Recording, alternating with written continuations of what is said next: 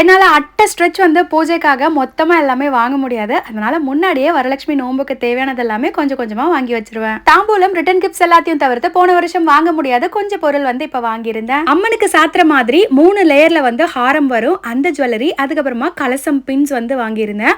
இந்த கலசம் pins use பண்ணி நம்ம கலசத்துக்கு வந்து அழகா பூ சாத்தலாம். இத மாதிரி ஹாரம் ஆல்ரெடி நான் வாங்கியிருந்தேன் துர்கை அம்மனுக்கு கொடுக்கறதுக்காக. நீங்களும் வந்து ஷார்ட்ஸ்ல பாத்திருப்பீங்க. அம்மன் இடோல் இருக்கும்ல, டைரக்டா புடவை கட்டியே வச்சிருப்பாங்க. நம்ம வீட்டுக்கு வாங்கிட்டு வந்து கலசத்துக்கு போடுற மாதிரி பொருள் எல்லாம் போட்டு தயார் பண்ணிக்கலாம்.